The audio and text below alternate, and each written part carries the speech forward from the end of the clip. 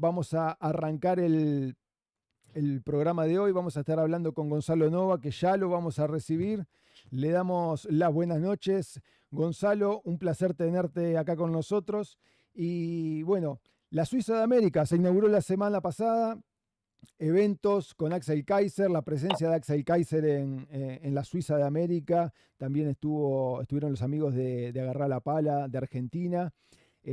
Muchísima movida en torno a lo que es la Libertad Avanza y muchas repercusiones en lo que fue el nombre de la sede central del partido, la Suiza de América. Te damos las buenas noches, bienvenido y muchas gracias por estar acá en Nexus. Hola Rodrigo, muchas gracias por la invitación y un saludo también a toda la gente que se está conectando a la transmisión.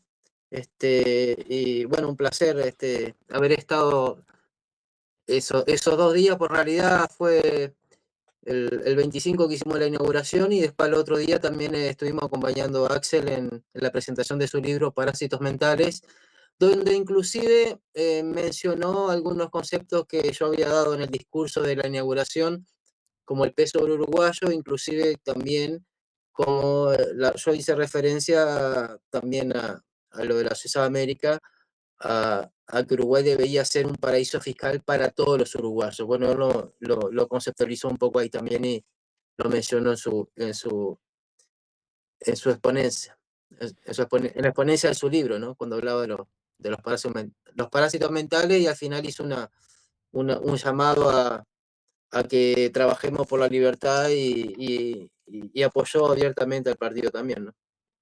Exacto, un apoyo que generó también mucha repercusión en varios medios de comunicación. Y para ir entrando en tema, Gonzalo, vos hablabas fuiste orador del evento, hiciste mucha referencia y especialmente Axel Kaiser hizo referencia a la Suiza de América. Explícanos un poquito más para todos los que estamos llegando acá, ¿a qué hace referencia el nombre la Suiza de América específicamente? Bueno, una de las cosas que yo comentaba inclusive cuando estaba haciendo este, el discurso en la inauguración de la sede, yo empecé diciendo, bueno, hoy inauguramos la Suiza de América, un símbolo de la vuelta del camino a la libertad. ¿Ah? Y después dije, con el nombre queremos evocar nuestro pasado glorioso y marcar el rumbo y el objetivo a donde queremos llegar. Es decir, la Suiza de América evoca la grandeza que tuvimos una vez. ¿Ah? Y esa vez, ¿cuándo fue esa? La pregunta es esa, ¿no? Porque salieron hablando, inclusive cuando lo entrevistaban a Nicolás, hay una confusión porque se piensa que la Suiza de América fuimos en la época de Valle, en la época más intervencionista. No, ahí no fuimos la Suiza de América. Ahí lo que pasó es que ya teníamos, ¿sí? Ya teníamos el mote, o ya teníamos la fama de la Suiza de América. Y claro, una de las cosas que la gente a veces capaz que no se da cuenta es que los países no se hacen ricos de la noche a la mañana y tampoco se empobrecen de la noche a la mañana. Entran en un periodo de convergencia cuando se enriquecen, y entra un periodo de decadencia cuando dejan de ser ricos y pasan a ser países pobres, o sea, pasan al montón de los países pobres. Nosotros fuimos la Suiza de América exactamente a finales del siglo XIX, ¿sí? Fuimos a finales del siglo XIX. Claro, lo fuimos forjando, ¿sí?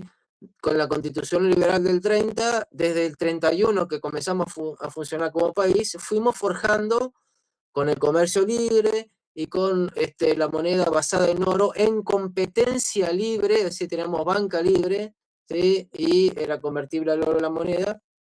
Fuimos prestigiosos también por esa moneda a nivel mundial, tuvimos un prestigio muy importante. ¿Ah? Y eso, el máximo estado de convergencia, es decir, de alcanzar a los niveles de vida de los países ricos, lo logramos entre el 1871 y 1887. ¿Tá? Ahí tuvimos nuestro nivel más alto de convergencia.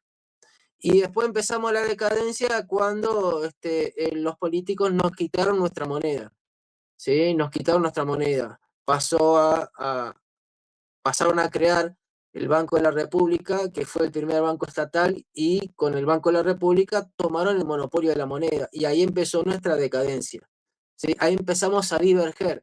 ¿tá? Diverger en términos económicos significa alejarnos de los países ricos. Ellos siguieron creciendo y nosotros divergimos, es decir, nos caímos. Llegado a la situación actual, que en términos de PIB per cápita, o de riqueza medido PIB per cápita, lo que se llama paridad de poder de compra, que es una medida que compara a todos los países, que compara a los países y los rankea. Estamos en el puesto 60. ¿Sí? Del primer puesto o de los primeros puestos, inclusive un tiempo estuvimos más alto que los países europeos, y hoy estamos 62, 63 por ahí en posición del ranking mundial, ¿no? Ahora, Gonza, cuando se habla de que esas fechas que se dan, porque lo hemos visto en los últimos días, lo hemos visto en diferentes programas, cuando se habla de que esas fechas, donde se habla de la Suiza de América, fue una época donde fue la mayor época de estatismo con el vallismo. ¿Qué le respondés? Y porque nosotros no estamos haciendo referencia a esa época, y la Suiza América no fue de esa época. ¿ah? Este, Sería bueno, si quieren leer una bibliografía autorizada, inclusive apoyada por muchos de los economistas, es esta, Historia Económica del Uruguay, de Ramón Díaz. ¿sí? Hay prólogo inclusive tenés un prólogo de Ernesto Talvi acá, ¿no es cierto? ¡Oh! Que no, ¡Qué no lo personaje! pueden acusar de liberal, ¿no? Este, Hay también los últimos, creo que Isaac Alfi hizo algunos capítulos, los últimos capítulos, no, no es Alfi, bueno, se me fue el nombre ahora, pero son Bueno, no importa. economistas de renombre en Uruguay, que sitúan donde nos situamos nosotros, a la Suiza América, a ese tiempo en lo que alcanzamos los niveles de prosperidad de los principales países europeos, los países ricos de Europa, a finales del siglo XIX. La decadencia empezó, como te decía, la decadencia empezó cuando los políticos de la época, en 1896, crearon el Banco República y estatizaron el mercado del dinero y lo monopolizaron. Y ahí empezó la decadencia. Y después las sucesivas constituciones fueron quitándonos más libertades. ¿sí? En la época estatista que se menciona, ya éramos conocidos desde antes. ¿tá? Como decíamos un rato, los países no se empobrecen de la noche a la mañana, tampoco se enriquecen de la noche a la mañana. Entonces, cuando uno alcanza un nivel de estándar de vida elevado, lo sigue teniendo durante un cierto tiempo, hasta que después la divergencia te lleva a separarte mucho. ¿tá? Hoy en día nadie piensa que somos los Suiza de América, ¿tá? Porque inclusive en una de las entrevistas que le hacían a Nicolás decían, ¿y cuánto es la Suiza América hoy? No, no somos, evidentemente, hoy no somos la Suiza América. La Suiza América fue nuestro país en aquel tiempo, donde teníamos comercio libre, donde teníamos moneda sana, basada en el oro, y básicamente la moneda era de la gente, porque los billetes la emitían en los bancos privados de aquella época, y en competencia. En competencia significa que si la gente desconfiaba de un banco que estaba emitiendo muchos billetes, lo que hacía era, iba con el billete y pedía el oro que estaba depositado y se lo daban. Y si el banco realmente estaba haciendo las cosas mal, el banco quebraba. Y es como tiene que ser. ¿sí? El banco quebraba. Con el tiempo después, esos bancos que hacían las cosas mal no quebraban, porque el gobierno decretaba la inconvertibilidad. Es decir, el gobierno le prohibía a la gente que vaya a buscar su oro cuando esos bancos estaban haciendo las cosas mal. Y qué raro, porque, o sea, no es raro justamente porque esos bancos que hacían las cosas mal eran los únicos bancos que le prestaban al gobierno. ¿tá? Eso es importante de tenerlo en cuenta. ¿sí? Que como los bancos solventes no le prestaban al gobierno porque, claro, los bancos cuando trabajan de banco no le prestan plata al gobierno, porque el gobierno no te devuelve la plata, ¿sí? Y los Ujú. bancos necesitan el dinero para trabajar porque el dinero es su mercancía, ¿sí? El dinero es un bien más de la economía. ¿Tá? Es un bien especial porque es un bien, se llama bien de intercambio indirecto, es decir, el bien que se utiliza para los intercambios. Que antiguamente eso, cuando se decía que el dinero era, en la etapa del dinero mercancía, antiguamente los intercambios se hacían con aquellos bienes que eran más comercializados. Entonces uno no demandaba ese bien porque lo necesitaba, sino porque lo necesitaba para consumir, sino lo necesitaba para el intercambio. Y con el tiempo, esos bienes pasaron a, el oro pasó al lugar de esos bienes, vamos a decir. Inclusive más, en esa época los pagos internacionales se pagaban con oro o con libras esterlinas, que también Inglaterra era, como fue la cuna de la revolución industrial, alcanzó un nivel de riqueza importante en esa época también, ¿no? Ahora Entonces, vamos a entrar lo que dicen que la Suiza de América es de la época de Valle, están mal informados o están tomando datos de historiadores que no están avalados por los historiadores económicos, vamos a decir, ¿no? Bien, ahora vamos a entrar en lo que es el peso oro, que eso lo dejaste ver en esa presentación que diste en la inauguración de la Suiza de América y que también hace cuestión de un mes hiciste referencia a eso en una entrevista con Montevideo Portal. Ahora vamos a entrar en eso y vamos a ir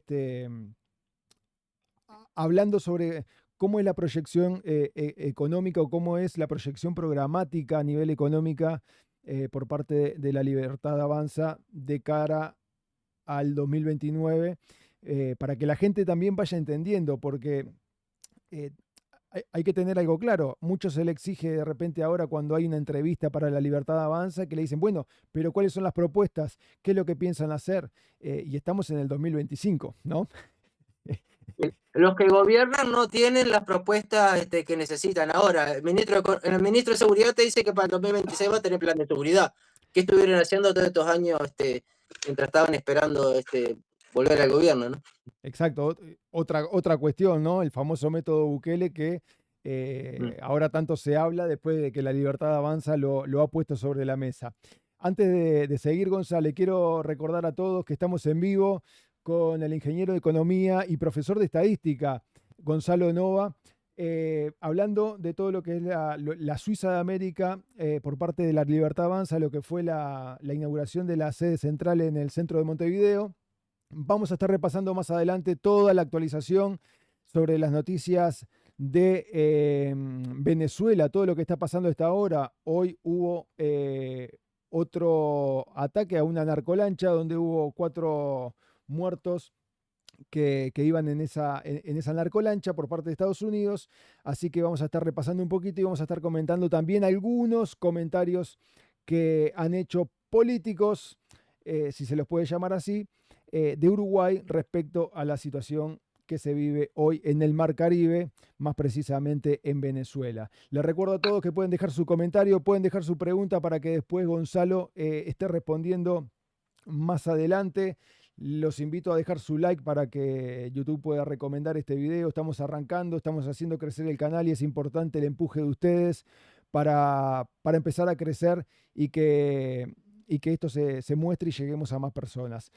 Aprovechamos a saludar a Darío Berriel también que se suma ahí, nos dice éxito, Gurí. Ahora después vamos a estar pasando los mensajes y también vamos a estar mostrándole a Gonzalo las preguntas que vayan surgiendo por parte de ustedes allí del otro lado. Los invitamos a suscribirse también, ¿eh? Suscríbanse para que cuando iniciemos un nuevo stream les pueda estar llegando la notificación para que nos puedan ver en vivo o después verlo on demand.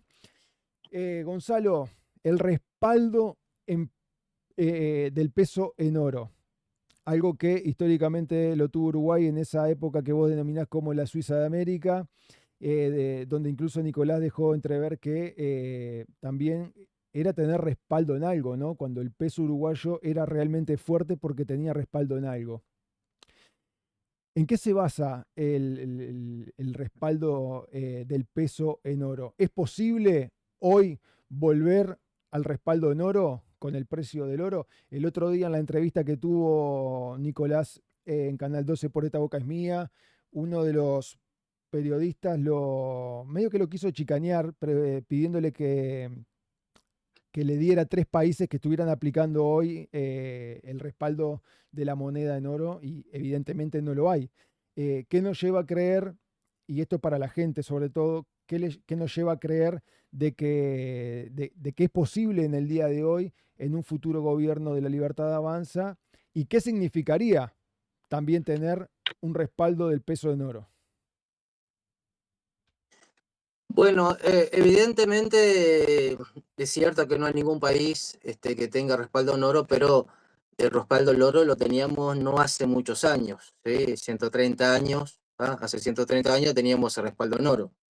Y de ahí empezó nuestra decadencia, es decir, ahí empezó, porque una cosa que hay que entender, que la moneda es un bien muy importante en la economía, ¿sí? Y si hay un bien que el gobierno no tiene que meterse, es el dinero, ¿ah? Así, por ejemplo, como hay una actividad que el gobierno no debería meterse, por ejemplo, no sé, con la educación, por ejemplo, supónganse, no, el gobierno no tiene que meterse a, a producir bienes, ¿ah? Porque lo hace mal, bueno, tampoco debería meterse con el mercado del dinero, ¿ah? Yo siempre le comento, le hago la analogía a mis alumnos. Supóngase que ustedes tienen una impresora en su casa y antes de ir al supermercado imprimen los billetes y van y pagan con esos billetes impresos en la impresora. No hay nada detrás de esos billetes. Y estaríamos estafando supermercados si eso lo podríamos hacer. Bueno, nosotros no lo podemos hacer porque nos mandarían presos, pero el gobierno sí lo puede hacer. Es decir, el gobierno está emitiendo dinero sin ningún respaldo. Y ese es el tema. Cuando uno intercambia bienes en el supermercado por los billetes, detrás de esos billetes está nuestro esfuerzo, nuestro trabajo, lo que nosotros producimos, que por eso recibimos ese ingreso, ¿ah? A través de ese bien de intercambio indirecto que es el dinero. Entonces, el dinero tiene que volver a la población primero para evitar que el gobierno te robe, porque es un impuesto, con impuesto inflacionario, así cuando vos imprimís y pagás con esos billetes, le estás robando al que le estás pagando y le estás robando a toda la población. Entonces, para empezar, debe volver el dinero, por un tema moral, debe volver a la población, ¿sí? Debe volver el medio de intercambio indirecto, debe volver a los ciudadanos, que son los dueños originales, y ahí sí va a haber respaldo, porque no va a haber nadie imprimiendo sin ningún respaldo, y además te distorsiona toda la asignación de recursos a través, por ejemplo, de los manejos de la tasa de interés. Sí, cuando los gobiernos, a través de los bancos centrales, por el monopolio que tienen del dinero, ¿no? Te modifican la tasa de interés, te están distorsionando la asignación de recursos. Y uno de los precios que no debería tocar el gobierno, o que nunca debería tocarse, es la tasa de interés, porque te descoordina no solamente la asignación de recursos en el presente, sino que te descoordina la asignación intertemporal de los recursos, es decir, el ahorro presente llevado al futuro a través de la inversión, ¿ah? Te lo descoordina. Entonces te Pará, genera una distorsión en la asignación de recursos y te castiga el crecimiento. para que, Entonces, Gonzá, para que la gente entienda, porque no todos tienen conocimientos de economía, me incluyo porque uno no estudió economía, eh, ¿en, en qué influye lo que es la tasa de interés? la tasa de interés es muy importante por las inversiones. O sea, es la conexión entre el ahorro y la inversión. Este, hay gente que está ahorrando dinero, es decir, está pasando consumo presente al futuro, y hay gente que está trayendo consumo futuro al presente a través de la inversión, por ejemplo, las empresas. Entonces, cuando la tasa de interés es artificialmente baja, se están produciendo bienes de consumo futuro, es decir, están produciendo inversiones que en el futuro no van a tener demanda, porque es artificial. Por eso es importantísimo que la tasa de interés se determine en el mercado y no que interceda o intervenga artificialmente el gobierno a través del Banco Central, porque te hace esa descoordinación. Por eso sufrimos Por eso sufrimos de crisis de deuda cada cierto tiempo, cada 10, 20 años estamos con crisis de deuda que empobrece a la población. Hay un traslado de recursos impresionante de la gente que produce a la gente que no produce. Los políticos están detrás de esto, los bancos están atrás de esto también.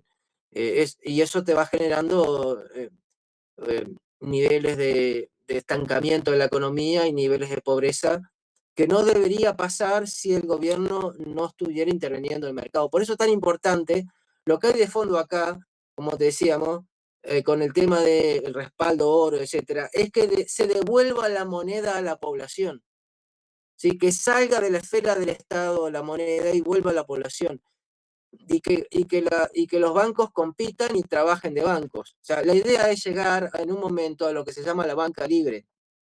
¿Ah? Es decir, los bancos privados, así como los supermercados y las empresas producen bien y compiten, que los bancos emitan dinero y compitan también. Y obviamente el dinero que emiten los bancos va a estar respaldado en algo.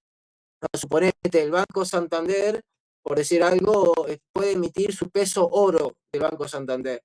Entonces, el Banco Scotia puede emitir su peso plata del Banco Scotia, es decir, respaldado en algo, ¿sí?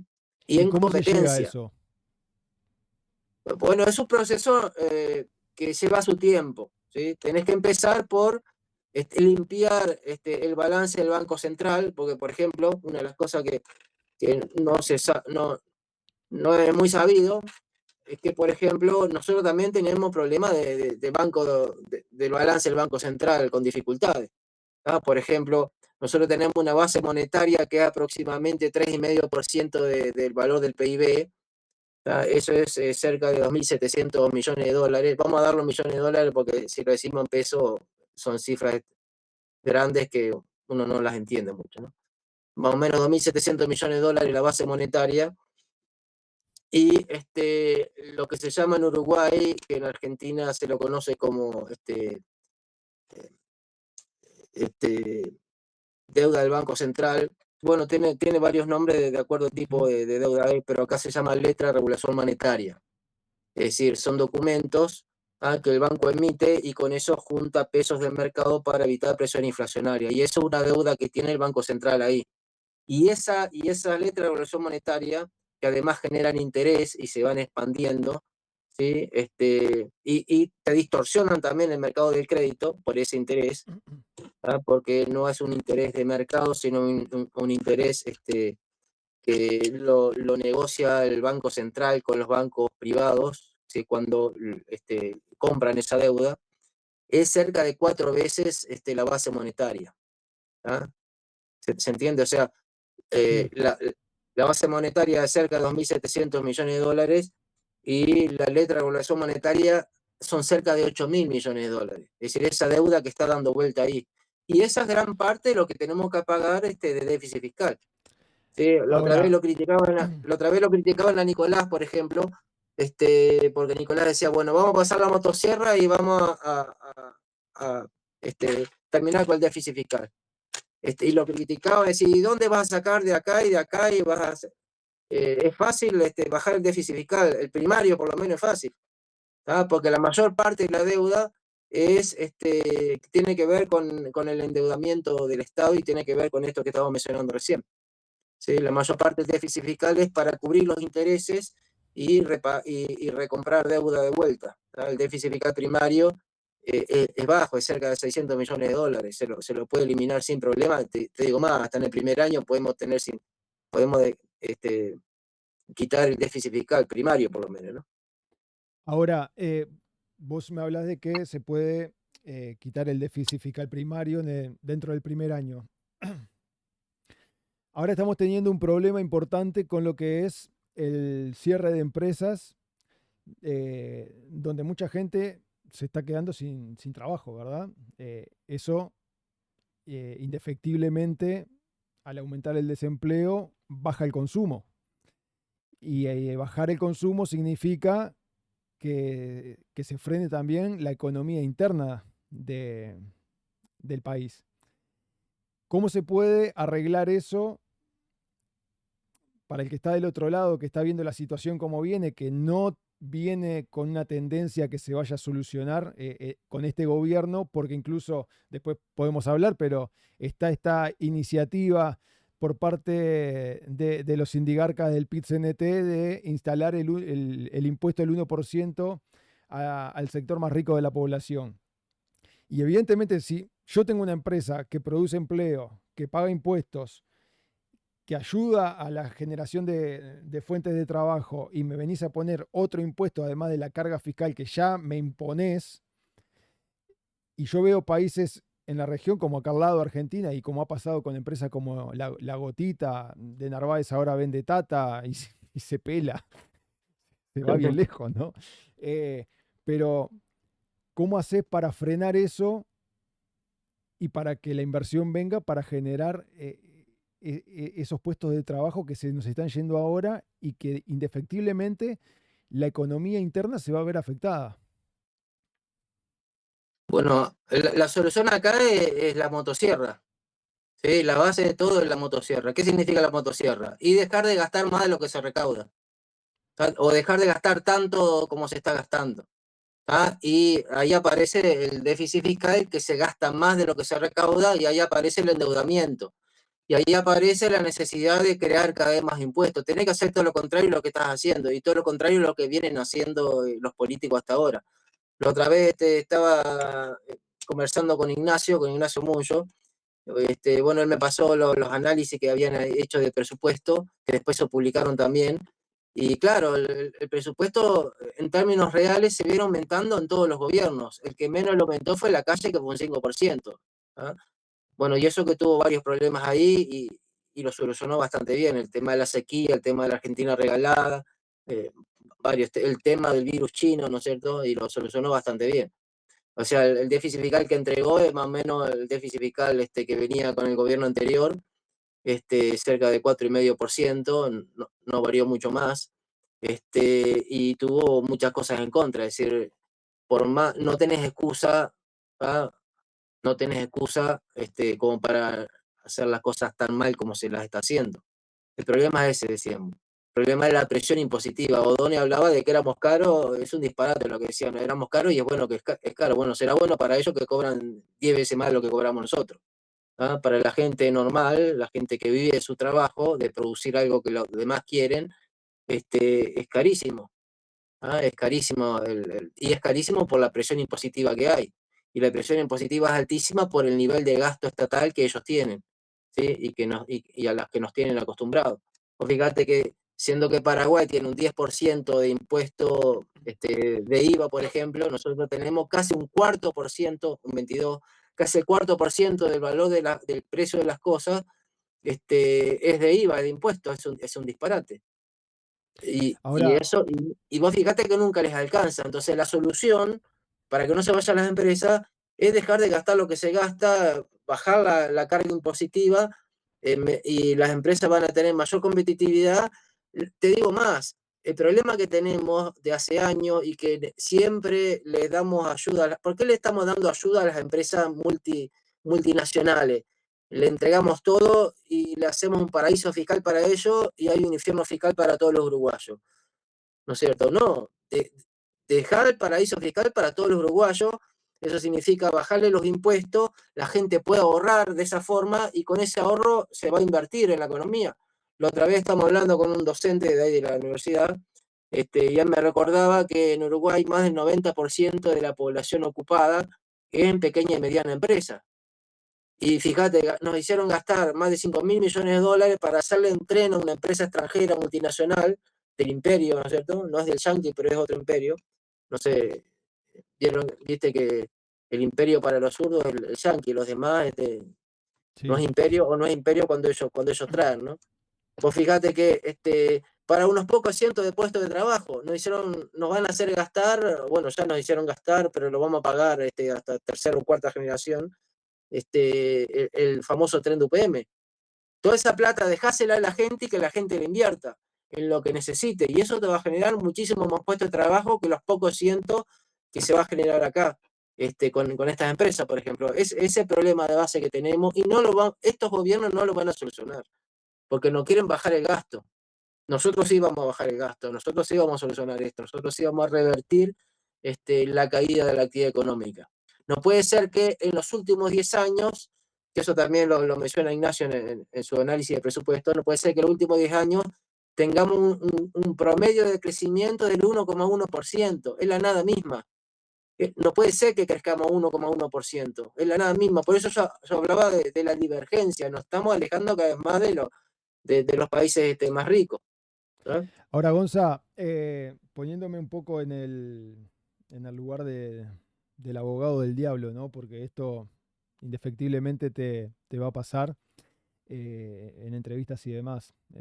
Me pongo a pensar en preguntas de medios alineados a la izquierda eh, y te preguntaría, bueno, ¿cuál es para la Libertad Avanza el primer lugar donde hay que pasar la motosierra en el gasto público? ¿Qué opina la Libertad Avanza al respecto?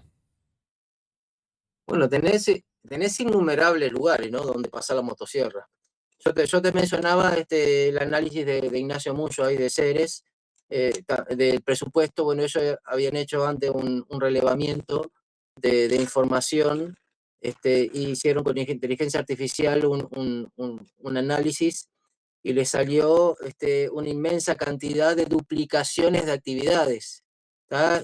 Actividades solapadas. Y ellos agarraron 3 áreas nomás: niñez, pymes y otra más, no recuerdo bien qué era, pero eran 3 áreas y había una gran cantidad de actividades solapadas. Y todas esas cosas son gastos que no se deberían dar, que son improductivos, como si, bueno, lo que hace el Estado nada es productivo, a mi entender, digo, pero menos todavía si estás duplicando, triplicando o cuatruplicando actividades. Sin ir más lejos, yo suelo mencionar el análisis que hizo en el 2018 el Banco Interamericano de Desarrollo, donde analizó la ineficiencia técnica del gasto público en los países de Latinoamérica, ¿sí? Latinoamérica tenía un 4,4% promedio de ineficiencia técnica Ahí se nos colgó la llamada con Gonzalo, se nos cortó. de PIB. A ver, ahí está. Se nos había colgado la llamada, Gonza. Sí, sí, Ahora volviste. Te sí, seguimos sí. escuchando. Quedamos en el informe del Banco Interamericano de Sí, Desarrollo. sí, decía, el Banco Interamericano de Desarrollo publicó un libro en el 2018, perdón, donde hablaba de la ineficiencia técnica del gasto público. Hablaba de la ineficiencia técnica del gasto público, es decir, gasto público mal gastado. Un 4,4% de promedio de Latinoamérica, Argentina la más alta, con ineficiencia más alta, 7,2, y el nuestro estaba en 3,7 de ineficiencia técnica. ¿Sí? Imagínate, si el déficit fiscal es 4,6, 3,7 ineficiencia técnica es un disparate. ¿Tá? Si quitas la ineficiencia técnica, ya prácticamente tenés casi listo el déficit fiscal completo, más si no. Y la ineficiencia técnica básicamente estaba en 3 cosas: sobredimensionamiento de personal, ¿sí? La otra era mal gasto en las compras estatales, y la otra eran transferencias mal dadas. Es decir, el gobierno le da plata a gente que no la necesita, mal focalizada. Ahora, Entonces ahí Gonza, tenemos. antes de entrar en un problema que es estructural, que te quiero preguntar para ir cerrando, y no sacarte más tiempo, pues ya son 12 menos cuarto. eh, Quiero que le hables al emprendedor, al que tiene su pequeña empresa, al que de repente quiere emprender y para poder empezar a trabajar, antes de empezar a generar ingresos, porque como bien decías, es un intercambio de bienes entre el que produce y el que requiere el servicio o el bien.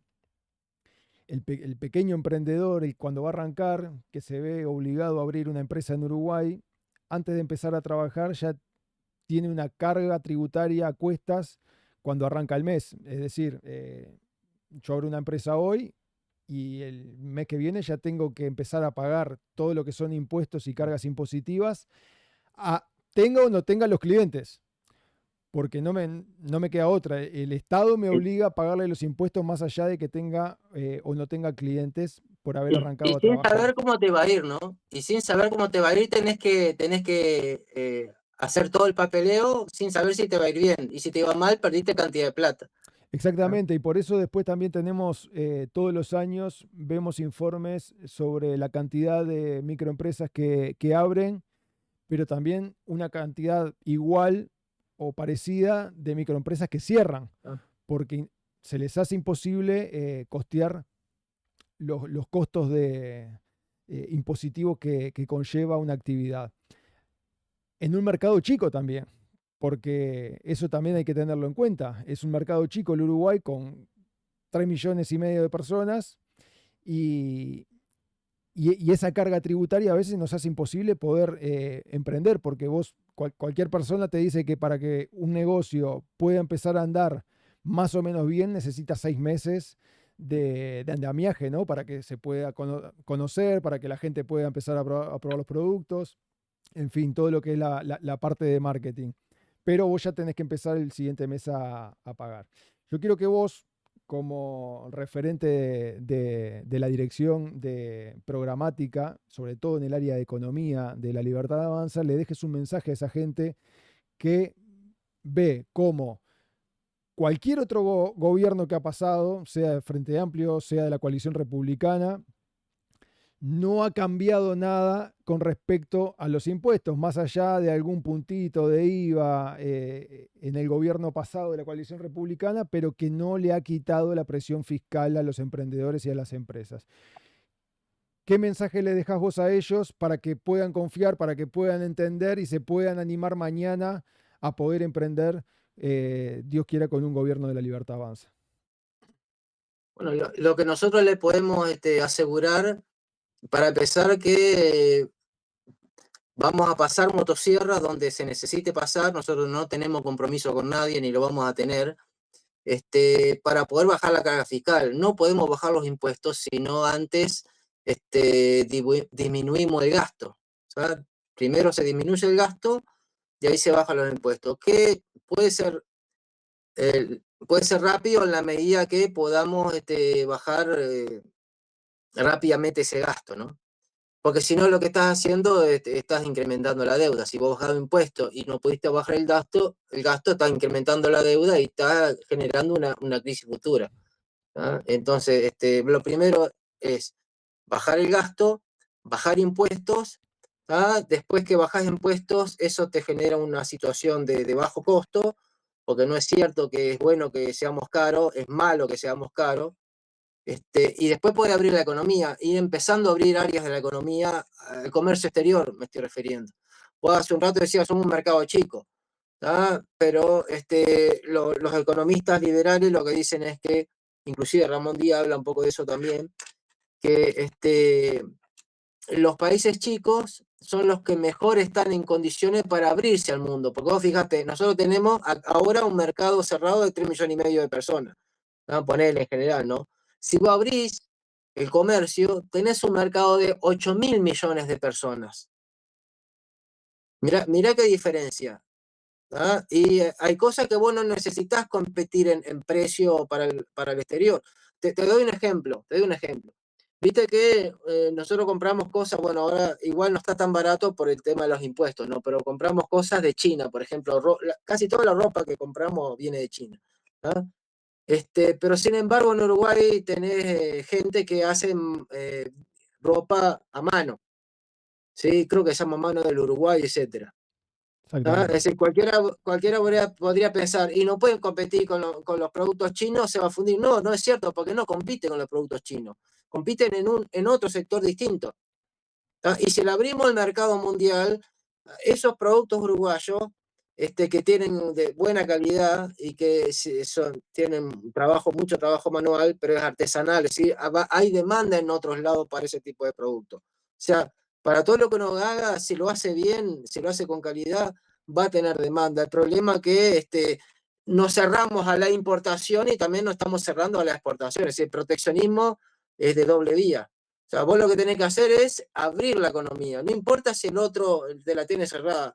vos te beneficiás y la abrís. Si el otro la tiene cerrada, el que se perjudica siempre en estas circunstancias de economía cerrada es el que la cierra, no el que la abre. El que la abre se beneficia. Como te digo, podemos apuntar a un mercado mundial, y más hoy en día con la informática, con la computación, con las redes, pero como te digo, esto es por pasos. O sea, si vos abrís todo de entrada, te fundís todas las empresas. Esto es por paso. Tenés que bajar el gasto público, eliminar el déficit fiscal, también tenés que empezar a pagar las deudas, ¿sí? Porque eso, ahí vas cortando la generación de intereses y la acumulación de más deuda, porque los intereses te generan mayor cantidad de deuda. Y después podés bajar los impuestos, haces a la empresa que se genere competencia, y después va abriendo la economía, que la podés abrir por parte o por sector, no necesitas abrirla toda junta de golpe para que la economía se vaya reacomodando, porque la economía se tiene que acomodar. O sea, vos estás Ahora, en una situación de producción maniatada, como dice Ramón Díaz en su libro, y bueno, cuando la abrís, tenés que abrir por parte. O sea, esto es en etapas, porque si no te das contra la pared. ahora, Bueno, Gonza, tenemos el ejemplo de Milei, que lo está haciendo por etapas y lo está haciendo a mercado, es decir, no está obligando a nadie. Por eso todavía no terminó de levantar, por ejemplo, algunas restricciones. ahora, Gonza, la última para ya cerrar y meternos más allá de lo económico también en lo que es político. Todos estamos viendo cómo América viene cambiando la identificación a nivel política, ideológica, sobre todo en la región, ¿no? Hablamos de Bolivia, Perú seguramente vaya a cambiar, Chile va a cambiar, eh, ya cambió Paraguay, Ecuador, Venezuela después de que se dé el derrocamiento del narcoterrorista malandro, inmundo de Maduro.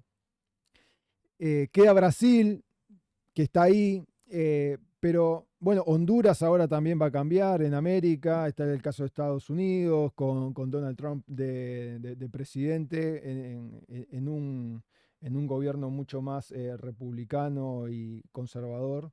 Eh, pero en América del Sur queda Uruguay ahí. Bueno, Argentina ya cambió, me olvidaba de Argentina con el caso de Javier Milei, que incluso salió un informe donde marca el crecimiento en la competitividad por parte de Argentina superando a Uruguay.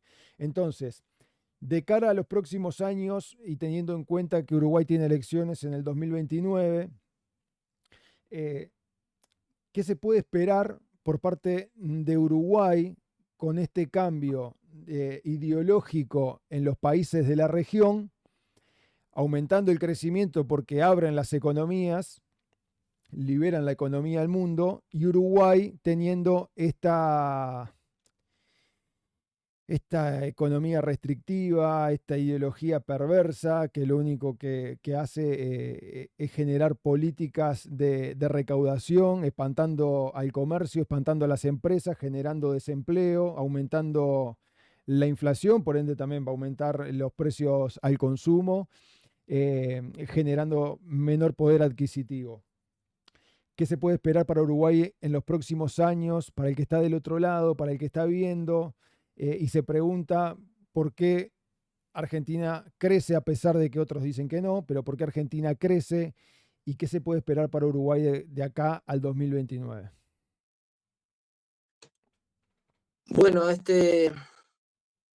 otra de las cosas que también me mencionaba Ignacio en una reunión que tuvimos, que él decía, bueno, en Uruguay todo es lento, ¿ah? En Uruguay todo es lento, o sea, la decadencia también es lenta, y vamos a seguir con decadencia lenta. Yo lo veo un poco más acelerada igual a la decadencia, porque vos fíjate que empezamos peor que como nos quedamos en 2019 con el Frente Amplio en el poder. En 2019 cerraban empresas. Todas las semanas se iban empresas con mucha cantidad de gente, la inseguridad cada vez peor, la delincuencia rampante también, y ahora empezamos corriendo empresas ya antes que ingrese Frente Amplio al poder. Vos te acordarás, creo que enero, febrero, cuando se fue Yasaki. Y bueno, y los sindicalistas reunidos dijeron que iban a protegerse de estas empresas malas que se van y querían formar una especie de coordinación entre gobierno, sindicato y empresa, es decir, un sistema fascista. Entonces yo no veo un futuro diferente, vamos a decir, en estos años que quedan. Yo los veo más ideologizados, pues yo los veo que vinieron peores, así como los kirchneristas en Argentina, el Frente Amplio vino peor.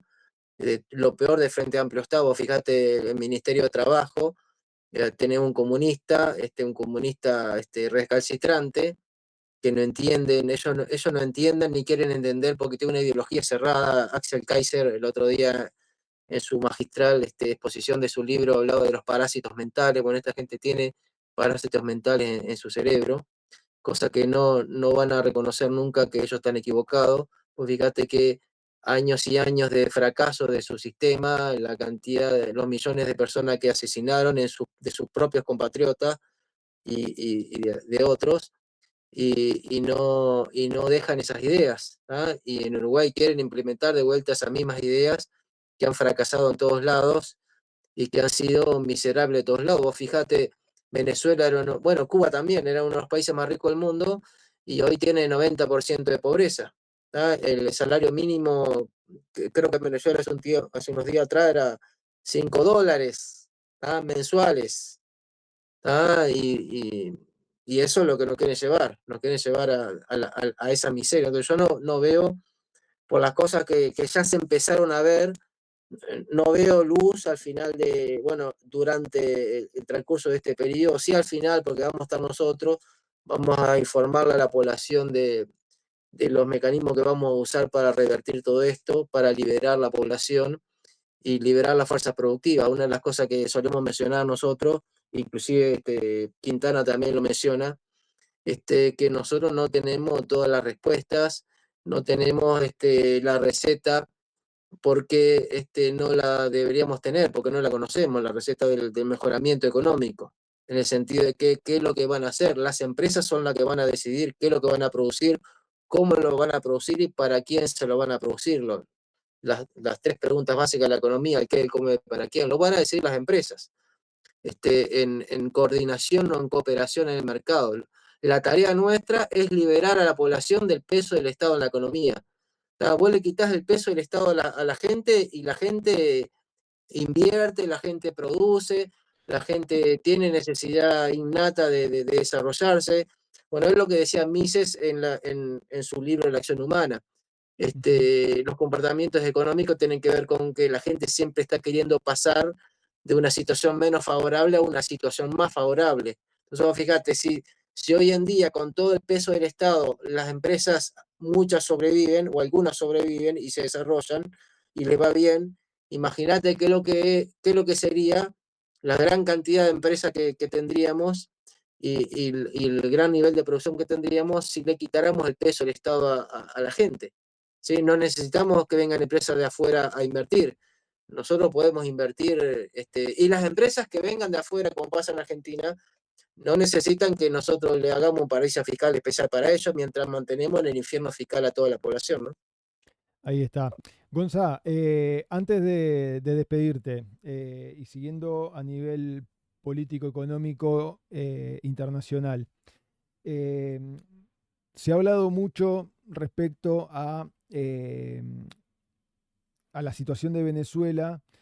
Quiero sintetizar que seas dentro de lo que puedas, lo más breve posible en el análisis con esta situación, sobre todo para la gente que está acá, que puede decir, bueno, el conflicto puede llevar a niveles de la economía, desestabilización del precio del petróleo por las acciones militares de Estados Unidos contra los narcoterroristas de la dictadura en Venezuela. Esta situación del Mar Caribe, donde Estados Unidos está a nada de tomar acciones contra estos narcoterroristas. Se puede decir que Trump está analizando las acciones, cuándo tomarlas o no, por la inestabilidad que se puede generar en la economía mundial eh, sobre el precio del petróleo y otras cuestiones a nivel de bolsa con esta situación, o no tiene nada que ver, no afectan nada. Mira, yo creo, buena pregunta, Rodrigo, porque siempre cuando hay un conflicto bélico en torno a grandes productores de petróleo, afecta el precio del petróleo, porque básicamente la expectativa es que afecta la oferta, y si hay una contracción de la oferta, hay una expectativa de que el precio suba, ¿tá? Y eso genera un incremento del precio, ¿tá? Después que las cosas se tranquilizan, el precio vuelve a su estado normal, vamos a decir, o baja, ¿no? Se estabiliza. Pero fíjate qué cosa ahí pasa en Venezuela, que ellos empezaron produciendo en torno al año 2000, cerca de, este, cerca de 3.000 millones de petróleos diarios, 3.000 millones de barriles de petróleo diario, ¿ah? Venezuela, Ujú. y hoy en día producen 300.000, o 600.000. Sí, Por acá lo tenía anotado, eh, porque me interesó ese tema. Produce entre 700 y 800.000 barriles de petróleo diarios, ¿tá? Y en los años 2000 ujú, producía 3 millones. ¿Tá? Es decir, el nivel de producción bajo de petróleo que tiene Venezuela no tiene un impacto a nivel mundial. O si tiene un impacto va a ser positivo, porque si se libera Venezuela, la producción de petróleo va a aumentar. Porque el problema que tiene Venezuela, y todos los países como Cuba, por ejemplo, cuando se generan ese tipo de narcoestados, es que se destruye la parte productiva, porque empiezan a robar, ¿sí? Empiezan a robar como si no hubiera un mañana, y destruyen toda la parte productiva y no invierten. Entonces se te cae la producción, te cae mucho la producción. Bueno, viste, estoy diciendo que de 3 millones de barriles de petróleo diarios en los 2000, ahora entre 600 y 800.000 barriles de petróleo. Entonces, yo creo que es al revés. Yo creo que las expectativas que haya una mayor producción con la liberación de Venezuela, este, y por el bajo nivel de producción actual, yo creo que eso no va a impactar en el precio del petróleo. Sí lo haría no sé si pasa algo en Medio Oriente, por ejemplo, ahí claro. sí podría impactar, pero Pero en Venezuela no creo. eso sería, lo positivo podría ser después de la liberación, que eso incluso lo vamos a estar hablando mañana, le reitero, a las 9 de la mañana en VOTV Noticias en La Cruda Realidad junto a Nicolás Quintana. Vamos a estar repasando un video sobre una noticia que hubo, sobre una reunión entre Putin y el presidente de India, que es un punto clave en esta situación, sobre todo a futuro, sobre todo, pongamos de acá a 10 años, si Venezuela logra liberarse ahora de estos narcoterroristas, lo que puede ser la recuperación de Venezuela en cuanto a la producción de petróleo. Recordemos que tiene es la mayor reserva mundial de petróleo que tiene El Venezuela mundo. en el mundo.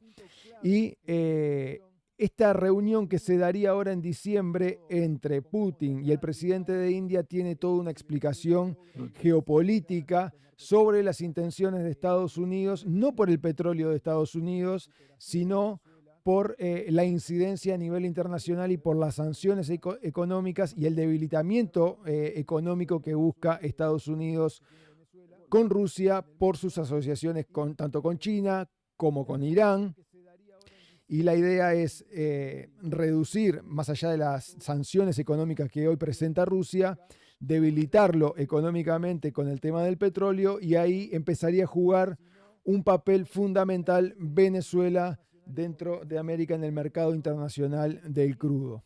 Eso lo vamos a estar Sí, repasando mañana porque tenemos un sí, video importante para compartir sí, con sí. ustedes, Gonzalo.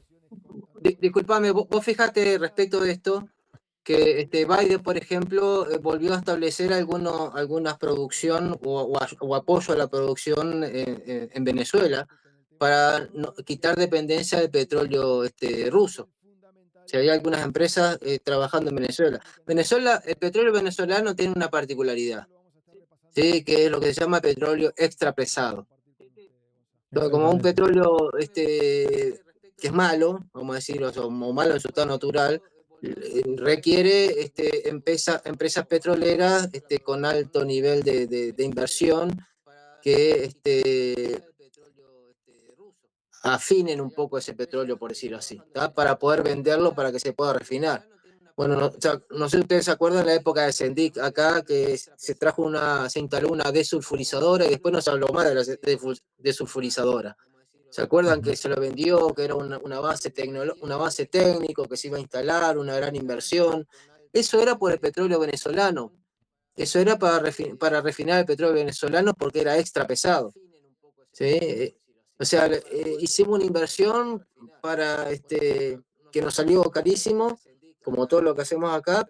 Bueno, yo estoy en contra también de que Uruguay produzca, que Uruguay produzca combustible, ¿no? No debería refinar. Uruguay debería comprar combustible. Bueno, nosotros no deberíamos, o de última habría que haber un plan para que estas empresas sean privadas, como lo quiso hacer la calle, por ejemplo, ¿no? O por lo menos como YPF en Argentina, la participación, o sea, que se habla, es otra cosa que yo también había mencionado, no me acuerdo si en alguna entrevista o en una charla con alguno de ustedes, que también las empresas públicas hay que devolvérsela a la población. O sea, las empresas estatales son de los políticos y los sindicalistas, hay que devolvérsela también a la población. Así como queremos devolverle la moneda a la población, también hay que devolverle a la población las empresas estatales. Hacerla realmente pública, así emisora de capital abierto, que la gente pueda comprar acciones. Y así la empresa puede funcionar bien. No puede ser que estemos pagando el combustible más caro del mundo, inclusive en términos absolutos más caro del mundo. El petróleo a nivel mundial está en precio promedio $1,50 y nosotros pagamos cerca de $2 el petróleo, el combustible, perdón, la nafta. Sale, no sé, un 40% más caro que en Argentina, más de un 100% más caro que en Brasil y más de 120% más caro que en Paraguay, por ejemplo. Gonzá, no Y te eso te quiero... genera un problema de costo importantísimo también. Es otro tema de costo aparte de los impuestos. Bueno, eso es impuesto también, porque una empresa estatal hay impuesto metido ahí. no te quiero robar más tiempo, ya son 12:05, mañana tenés que trabajar. Yo voy a seguir ahora con el tema Venezuela para actualizar un poquito la información para los que se vayan sumando, para los que lo vean después, incluso fuera de Uruguay. Voy a ver si puedo compartir algún mensaje de los que nos han dejado nuestros amigos en el chat, a ver si logro que salga. A ver si logramos verlo. A ver acá. Están chiquitos. Te lo voy a ir leyendo. Marcelo Garaza nos dice: arriba, Gonzalo, economista número 1 de La Libertad Avanza. Después, Satsu, nuestro Satsu nos dice: genio, el Milei uruguayo. Después de Darío Berriel, viva La Libertad Avanza. Marcelo Garaza nos dice: el Frente Amplio y la coalición republicana son lo mismo. Le preguntás a la gente qué cambio de Vázquez a la calle y de la calle a Orsi y quedan en blanco. La respuesta es la obvia: nada. Después Darío Berriel nos dejó: son todos tibios y frutillitas.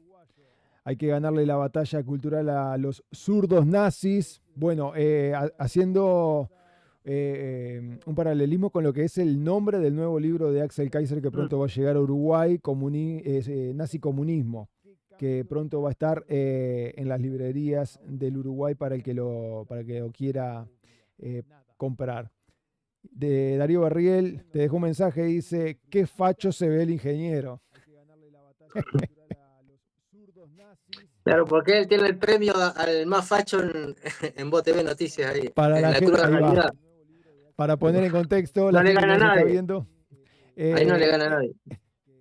en Voz TV, todos los días, de lunes a viernes a las 9 de la mañana, en el programa de Nicolás Quintana, hay una competencia en el chat de ver quién es el más facho y Darío Berriel generalmente, por no decir siempre, termina ganando.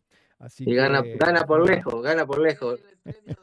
Pero bueno, Gonza, te quiero agradecer. Muchas gracias por haber estado con nosotros hablando un poquito de todo en lo que es economía para el Uruguay, en lo que a lo que apunta la Libertad Avanza también de cara a lo que viene. Quedan más de 3 años para las próximas elecciones, 3 años y medio específicamente, pero es bueno que la gente vaya tomando conciencia y vaya teniendo las herramientas para tomar la mejor decisión a la hora de poder ejercer el sufragio dentro de 3 años y medio. Si quieren seguir con más de lo mismo, que es el Frente Amplio, la coalición republicana, que van para el mismo lado, un poquito más solapada la coalición republicana, pero siempre teniendo la tendencia estatista que los caracteriza, sin importar el color dentro de la coalición republicana, y ahora con una nueva fuerza, con un nuevo partido que va creciendo de forma exponencial en lo que ha sido este año, y entendemos que de acá a 3 años y medio vamos a llegar a muchísimo más, gracias a gente como vos que se está deslomando para poder elaborar propuestas concretas en el área de economía. Hay gente también trabajando en el área de seguridad y muchos otros militantes y referentes que están trabajando a nivel nacional para transmitirle esas ideas, para transmitirle esas propuestas, para dar la batalla cultural y llevarle a la gente nuestras ideas, nuestros valores, nuestras propuestas para hacer un Uruguay mejor. Así que nada, agradecerte por estar hasta esta hora con nosotros y seguramente nos vamos a estar encontrando más adelante para seguir profundizando en otros temas. Bueno, muchas gracias, Rodrigo, por invitarme para explicar estos temas. Una cosa que yo quería mencionar también, nosotros tocamos muy por arriba el tema de la reforma monetaria, el peso uruguayo, etcétera. Este es un tema que lleva mucho tiempo para explicar, o sea, no tocamos ni la superficie. Lleva mucho tiempo para explicar, es un tema que no es sencillo, que se da por etapas también. Es un tema que estamos en desarrollo porque el proceso para llegar hay que hacerlo por etapas y eso hay que desarrollarlo, hay que plantearlo, hay que testearlo, hay que hacer consultas también. Yo estoy en contacto con gente de Europa, por ejemplo, con Miguel Anzo Bastos, con Huerta de Soto. Este, una vez que tengamos el plan, también lo vamos a consultar con ellos y posiblemente ya estemos también en contacto más en contacto con gente en Argentina y hay gente muy capacitada. Bueno, lo estamos viendo, ¿no? Como está en poco tiempo dando vuelta la realidad económica de una miseria que venía en creciente, allá creciendo, y ya, bueno, hoy Milei estaba hablando, hoy o ayer, ya van 13 millones de personas que sacan de la pobreza, fíjate, en 2 años, sacar 13 millones de la pobreza cuando todos los demás la venían aumentando y habiendo bajado tan rápidamente la inflación y va a seguir bajándose, va a seguir, inclusive bueno, él plantea que para el año que viene a esta altura ya va a ser cero la inflación, por la dinámica que tiene, y porque no se emite más, ¿no? Es decir, no hay nafta para el fuego de la inflación, vamos a decir, ¿no? Exacto. Entonces, como decía, estos son temas que se tienen que explicar con detalle y con tiempo. Hoy tocamos muy por arriba, así que cuando quieran las órdenes y estamos este, eh, para explicar lo que se necesite, ¿no? Y obviamente, más allá de lo pesado del tema, también llevarlo en términos que la gente, que la gente común que está por fuera de la política y que quiere entenderlo, lo puede entender de forma sencilla, ¿verdad? Que sobre todo a veces lo más complicado es, más allá de explicarlo, es transmitirlo y que les llegue a la gente en términos que los pueda entender, ¿no? De repente incluso con ejemplos diarios que hacen a la vida cotidiana y que les afecta directamente. Sí, yo sé que va a haber gente que con las propuestas nuestras que son ir totalmente lo contrario a lo que se venía haciendo. Yo sé que va a haber gente de todos lados que van a decir esto es imposible, ¿no? ¿Cómo va a ser que van a tener peso oro si ningún país tiene? ¿ah? O banca libre sin ningún país tiene. Bueno, pero en Argentina también decían que no se podía eliminar el déficit fiscal que tenían y en un mes ya no tenía déficit fiscal, primario por lo menos. Nos decían que Sí, que no se podía bajar la pobreza como se bajó y sin embargo la bajaron y la bajaron en forma muy importante, ¿no? No, decían que no se podía terminar con la inseguridad y en poco tiempo aplicando política de mano dura y sensatas y haciendo cumplir la ley, no tenés piquete en Argentina, por ejemplo, y la inseguridad ha bajado muchísimo, por ejemplo. Entonces, exactamente. acá también va a pasar lo mismo, te van a decir, no podés, no es posible. Bueno, lo que queremos es volver a devolverle el poder a la población, el poder de su moneda, el poder de decidir, su ingreso, porque ahora somos esclavos fiscales, más del 50% de lo que producimos se lo roba el Estado, le queremos devolver ese ingreso a la población, ¿tá? El Estado tiene que ser mínimo. Mi idea es que el Estado no debe existir, pero hay Estado, bueno, llevémoslo al mínimo. Una de las cosas que yo menciono también es que si uno piensa que el Estado tiene que existir y puede hacer algunas cosas y lo va a poder achicar poco. La idea es achicarlo lo más que se pueda, porque mientras más Estado hay, más pobreza vas a tener. Es una de las cosas que yo menciono, ¿no? Así, en general, y tiene fundamento en todo, ¿no? Más Estado es más pobreza. Cada vez venimos gastando más en políticas de seguridad, cada vez nos va peor. Cada vez venimos gastando más para disminuir la pobreza, cada vez hay más pobres y más indigentes. Cada vez el Estado, ¿no?, viene gastando más en educación, porque te piden el 6%, y cada vez tenemos peores resultados educativos. Claro. O sea, más Estado es más pobreza y más Estado es empeoramiento de la calidad de vida. Entonces tenemos que hacerlo lo contrario a lo que venimos haciendo. No vamos a solucionar nada. Como decía muy bien, la coalición sigue la misma línea, pero un poco más suave, ¿no? O sea, y el Frente Amplio va más rápido, esa es la única diferencia. Y los modos, ¿tá? Unos son más educados y los otros son más zafados, ¿no? Pero Sí, básicamente van en la misma dirección. yo lo Hay que hacer, llamo zurdos con perfume. sí, sí, hay que hacer todo al revés. O sea, no podés seguir haciendo lo mismo, como decía muy bien Milei, no podés seguir haciendo lo mismo y esperar resultados distintos. El problema no es el chef, decía él también, el problema es la receta. La receta que se está usando no funciona. La receta que tiene que usar es menos Estado, que fue como los países salieron de la pobreza. Salieron de la pobreza creciendo, produciendo y creciendo y trabajando, no metiendo el Estado. Después se fue metiendo el Estado, ¿no? De a poco hasta lo que tenemos hoy. Pero de seguro da para seguir conversando, para seguir hablando y para seguir profundizando sobre todo, como decías vos, Gonza. No te voy a robar más tiempo, te voy a ir despidiendo para que puedas ir a descansar con tu familia. Eh, Seguramente vamos a estar saliendo de vuelta para seguir hablando sobre este tema que es importante que la gente lo entienda y que sepa de acá al 2029 lo que nos espera y lo que nosotros también traemos. Así que nada, agradecerte y en breve vamos a estar conversando de nuevo. Bueno, muchas gracias y gracias a los que nos escuchan y a las órdenes, Rodrigo. Muchas gracias, Gonza. Buenas noches para vos.